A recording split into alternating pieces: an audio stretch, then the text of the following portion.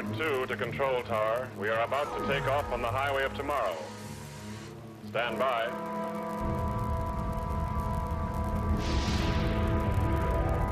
The future looked pretty good at the 1962 World's Fair. At home, everything could be done with a touch of a button. And when we left the home, the transportation of the future was going to be equally amazing. Look at all this stuff. Well, the Space Needle's still here. But we've gotten hardly any of that cool transportation stuff we saw at that World's Fair some 40-odd years ago. Yeah, we've got hardly any hovercraft, hardly any high-speed trains running through tunnels on the ocean floor, and no jetpacks. So where does that leave us?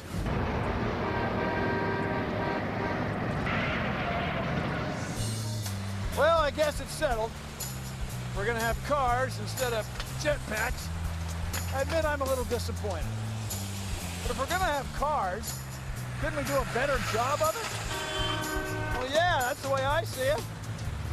Now, here we go.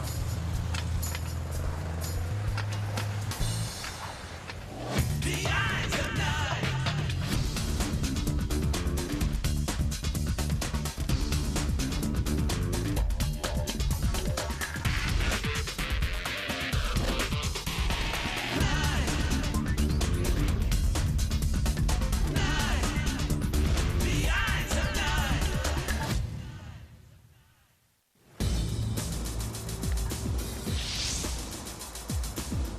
This used to be the biggest source of pollution. Factories, big industry, plants like this. But now, it's us in our cars. Transportation has become the biggest source of air pollution. Why have cars become a national obsession? You love your car. Love it. You'd rather take a car than a bus. Yeah. What are you gonna do on a bus? I never take bus. Why not?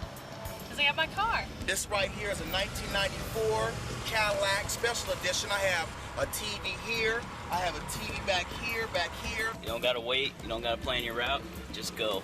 You know, it lets you go wherever you want in style. You can get from A to B in anything, but, you know, it's all about how the car makes you feel. I got the PlayStation right here for the kids when they want to play the game. I'd love to floss my ride.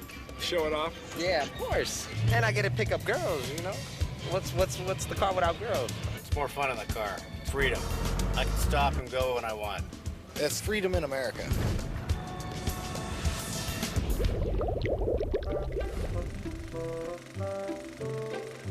You see, Mary and Tommy, the automobile is changing mankind for the better. But, Mr. Sanders, won't cars bring about sprawl, a dependency on foreign oil, and harm to the environment? I think cars are neat, Mr. Sanders. Yes, Tommy, especially red 56 T-Bird convertibles. But Mrs. Sanders won't let me buy one. Do you know why?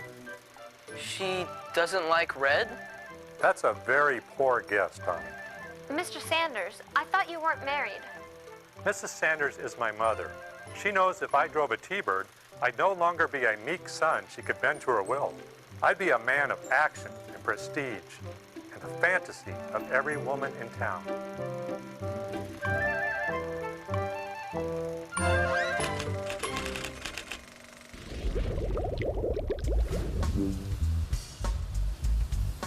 It takes a lot of energy to get a car to the top of a hill.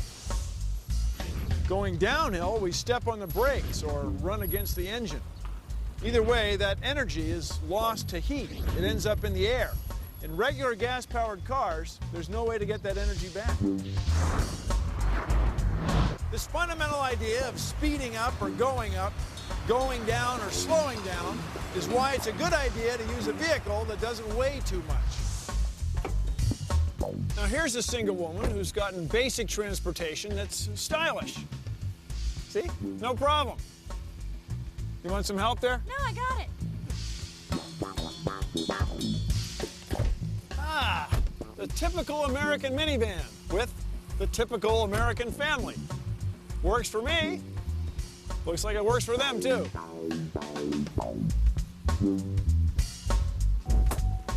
Now, this is an art director from a big advertising firm. His apartment's just a few blocks from work, but he chooses to drive this big vehicle, which is designed for military assaults over rough terrain. A couple of tons do make a difference. But I guess chicks dig these. Or do they? I got it, bro. Yeah, I'm sure you do. Pound for pound, kilogram for kilogram, drop for drop, gasoline is very high-performance fuel. It has a lot of energy. That's why we've stuck with it, lo these many years. The trouble is, burning gasoline produces emissions. Now, we can't keep pumping gasoline out of the ground forever. It's not renewable. We're going to run out.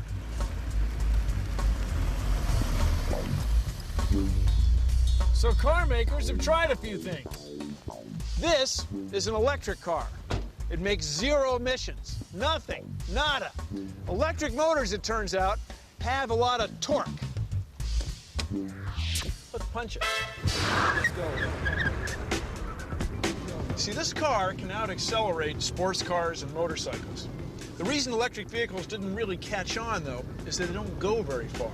I can go about 150 kilometers, about 120 miles on a charge. And that's not very far when it takes 4 hours to recharge. Now, the reason they don't go very far is that the batteries are big and heavy. They're bulky. So that makes the vehicle heavier and takes a lot of energy to get it going. But manufacturers have come up with other ideas. At the beginning of the 21st century, cars are being made with very compact power plants. It feature a regular gasoline-powered engine and an electric motor with battery packs. The electric motor helps the car accelerate away from a stop and helps recover energy when the car is going downhill. We call them hybrids. They're a hybrid of gas and electric. They go about twice as far in a liter of gas, but they're still burning emission-pumping, non-renewable gasoline.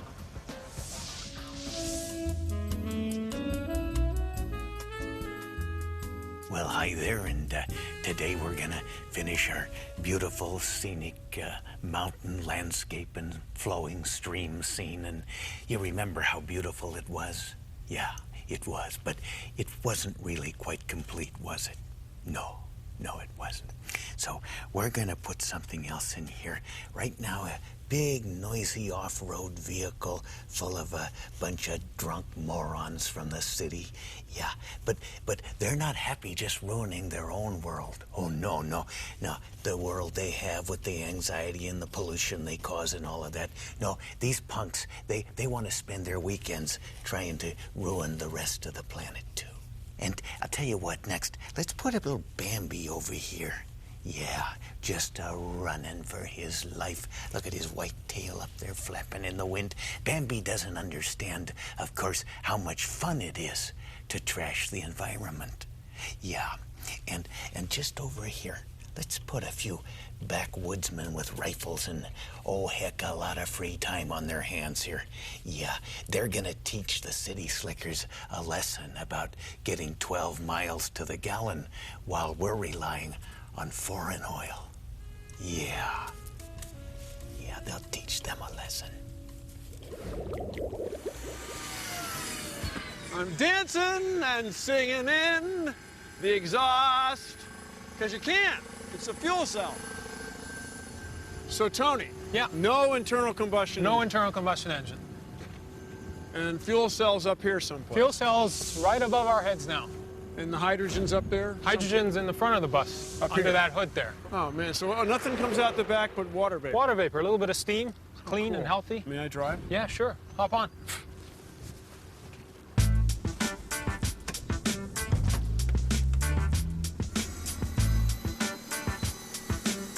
This bus is powered by fuel cells.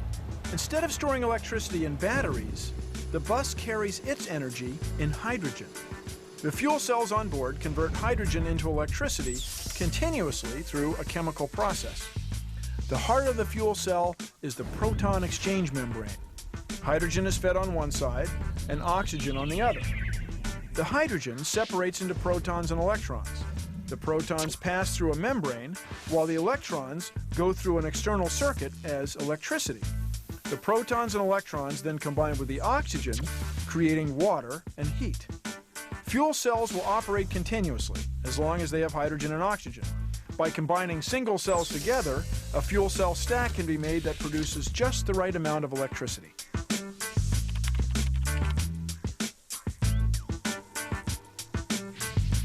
It's like riding a bike. No, wait, it's like driving a bus. That's right. It shouldn't feel any different. Just a lot quieter. It is a pretty lot smooth. quieter. People's perception might be that fuel cells, first it's kind of a spooky expression, fuel cells, that this is, you know, decades away. But here's this bus running, right? That's right. We've got 60 vehicles on the street around the world. There's people hopping on and off fuel cell buses every day. This is certainly something that I'm going to see in my lifetime. Cars all over running on fuel cells. So how long do you think it is, 10 years? Yeah, we estimate end of this decade, we will see a significant number of fuel cell cars on the road and starting the commercialization of it to the public. Let's say the whole world, no, let's say North America changes from conventional diesel-powered buses or gasoline-powered buses to fuel cell buses. I mean, how much energy will we save? Let's say they're twice as efficient. You'd be saving half the energy that you would normally have used.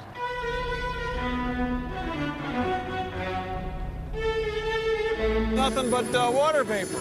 It's distilled water. It is. A toast to the future. How does it taste? Like water. It's not bad.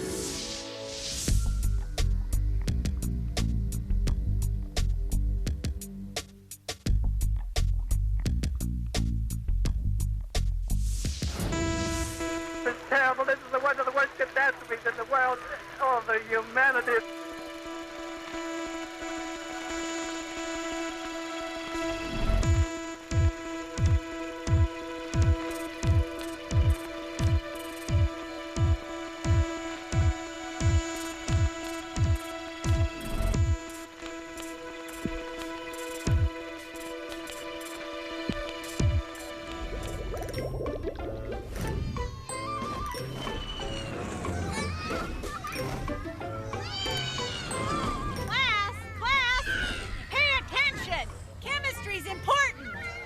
She's right. Knowing your chemistry does help you make good decisions about your impact on the environment. Well, class, what is the best fuel for cars? Gasoline-powered cars use octane. Natural gas vehicles use methane. Some fuel cell vehicles use methane, and some use hydrogen. You see, it's all in the molecules.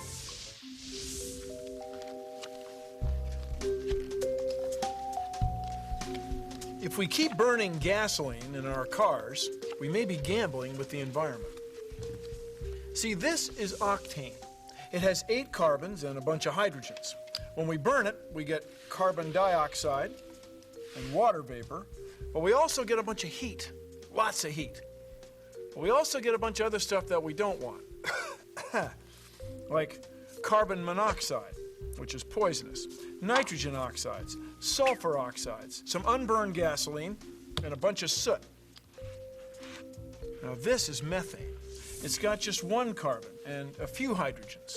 When we burn it, we get carbon dioxide and water vapor, but it's much cleaner. We don't get any of this other stuff. So if we could find a way to separate the hydrogen from the carbon, we could use that hydrogen for something else. And we can do that with a reformer in a reformation process. Now, by combining the hydrogen with oxygen in the air in a fuel cell, we can make electricity to run an electric car. See, with hydrogen, our odds are a lot better.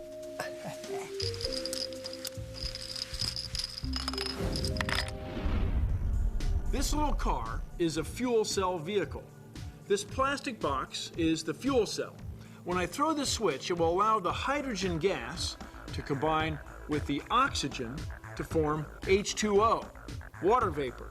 Now, along with producing water, fuel cells produce electricity.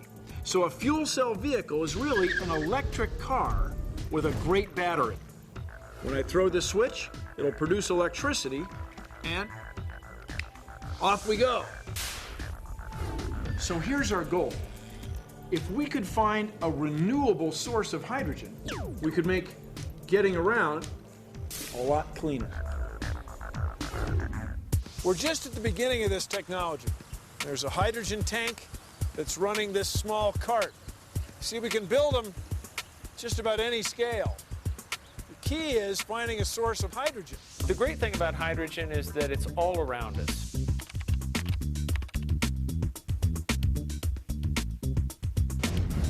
It's in plastics, it's in trees, it's in hydrocarbon fuels. Certainly a lot of it's in water. But it's always tied up chemically in a chemical compound with something else. We can't get hydrogen. We can't drill a well and pump hydrogen out of the ground. So what you have to do is look for sources that are abundant and extract the hydrogen out of the form that they're in into a purified form that you can use for a device like this. But you're getting carbon dioxide the same way you get carbon dioxide if you were just to burn it. Exactly. But because of the efficiency of converting the fuel that you end up with, hydrogen, into either electrical energy or mobile power for a vehicle, a fuel cell can be 2 to 3 times as efficient as an internal combustion engine. We could be domestically secure. We could make all our energy needs in the United States from sources in the United States. We wouldn't be dependent on importing oil from foreign countries. What's the dream? The long-term dream is to make all the hydrogen that we need out of renewable resources. Sun, wind, biomass, hydropower, where everyone on the planet can have the power they need. We don't have emissions, we don't have greenhouse gases to worry about. So this is it. This is the dream, the sustainable energy system, power to change the world. So maybe there is hope. Maybe we will be able to drive more efficient cars and decrease pollution. But even with more efficient cars, there'll be plenty of other problems we have to solve. So I'm up here with Bruce Hafner. We're in the Channel 3 copter here in Phoenix, Arizona. And Bruce, this is your day at the office, right? Yeah, this is what I do every day. Come up here and fly around Phoenix. When I started flying 8 years ago out of this airport, there was nothing north of this road now. Check it out now. There used to be nothing up there. This used to be the middle of nowhere. So here we're looking at the desert. There's cacti on the ridgetop and so on, but as we come over the ridge, house after house. So here in Phoenix, we have a textbook example of urban sprawl. In 1880, Phoenix had about 1,000 people living in half a square mile. By 1920, it had about 400 times that many. And now, today, it's about 1,000 times that big, and it's still getting bigger. And everybody is getting everywhere in Phoenix on roads. We're all driving in cars, and 92% of us are using one car for each person. It's really not that efficient. This is the American dream of freedom on wheels. An automotive age, traveling on time-saving superhighways. Though we have the greatest highway system in all the world, it can't carry the mounting traffic of our growing greatness. We're running out of roads. We didn't dream big enough. We actually have a crash, many different vehicles involved. And near as I can tell, Phoenix is growing and growing. Are there any plans to contain that growth by managing the traffic flow?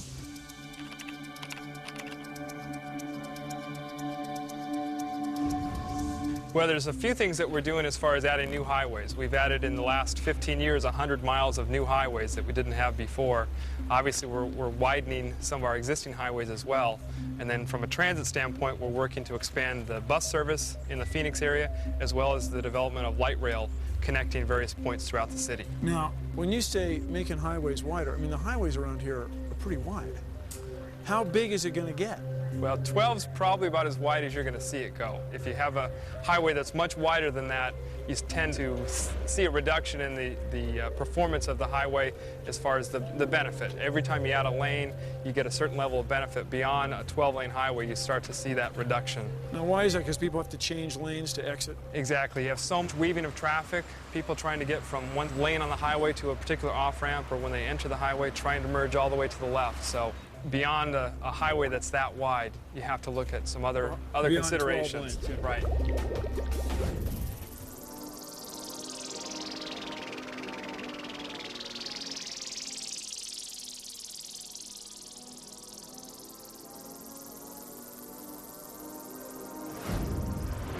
All these cars, all this traffic, it's frustrating. How are we ever going to solve this problem?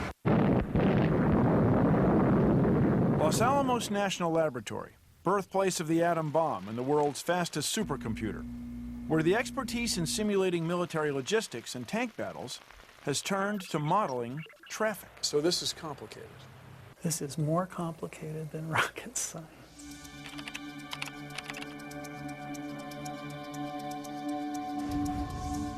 Cities are complicated. Nations are complicated. Social systems are complicated. They have economic aspects. They have lots of individual elements and interaction. We don't really have a physics. We have to calculate the interactions when people are going to use a road or when they decide to walk. Somehow we have to make those calculations reliable. We have to understand what these things mean in some sort of scientifically credible way. The question that all of us drivers have is, why are there traffic jams? Why is everything so messed up? Traffic acts like something that's called a granular fluid. Like sand through a pipe of Like air. sand through a pipe of air, with a small exception, a large exception. A significant exception. A significant exception that people have motives to be there. Sand grains probably aren't thinking too much. No, they don't have a lot of plans. Yeah, as far as we know. Right. Yeah. But people do, and they're following their plans, and they're trying to avoid other people for the most part. So that means that they do things like slow down. And as they slow down, then the guy behind him slows down, the guy behind him slows down, and it propagates backward. To capture the countless decisions that individual travelers make in shaping a metropolitan area's traffic patterns, Barrett's team is creating a vast mirror world in cyberspace of every motorist and transit rider, every traffic light, turn lane, and bus stop. So what you got here is mathematical people. These are not real people. No, they're people that the population of them have the same properties as the population of the people in Portland or wherever we're simulating. This individual starts at home and carpools to work and has lunch and goes back to work and then carpools home again. That's pretty linear. So are you going to be able to, for example, eliminate traffic jams? No. I'm not going to eliminate traffic jams. Now, why do you say that? Because there's people who make those sort of extraordinary claims. If we just program the lights properly and so on. We can make them a lot better, but without redesigning other aspects of the city than just how the roadways function, from the availability of transit to where people live and work, land use type decisions, and other aspects of the infrastructure. You're going to have traffic jams if you have people that all live somewhere and have to be somewhere else, and they're in large numbers and they're all trying to get there at the same time. I think that this deployed into the hands of decision makers over time and people with competing interests, this can change the way they approach the problem of arranging the way they live. What do you say to people that go, look, we can't change. There's no way we can change. I like my car. I love my car. I'm not going to change. What do you say to those people? Say 100 years ago, people didn't know what cars were. We changed. But if we don't change the way our cities function, then it won't look much different at all. It'll just be gridlock. Sprawling, sprawling, sprawling, gridlock, gridlock, gridlock. Oh, that sounds great. They might be saying this problem of traffic is not going to be solved anytime soon. I mean, what's the point? This is going to be the way of the world from now on. We're building freeways that are so massive, sometimes you can't get across them. You can't get anywhere. We're using huge amounts of energy to go very short distances. I mean, it's just wasteful. Meanwhile, we have this tremendous obesity problem. We're overweight. We make time to drive our cars to buildings where we walk and pedal to nowhere. It's a little odd. The longest journey starts with but a single step. So walk once in a while. Take the bus sometimes. Influence these people to require us to drive more efficient cars. Vote! Demand better land use laws and better city planning. You see, we could, dare I say it, change the world. We could make it a little less wasteful and a little more efficient. Otherwise, we're all stuck. That's the way I see it. I'll see you next time on The Eyes of Nine.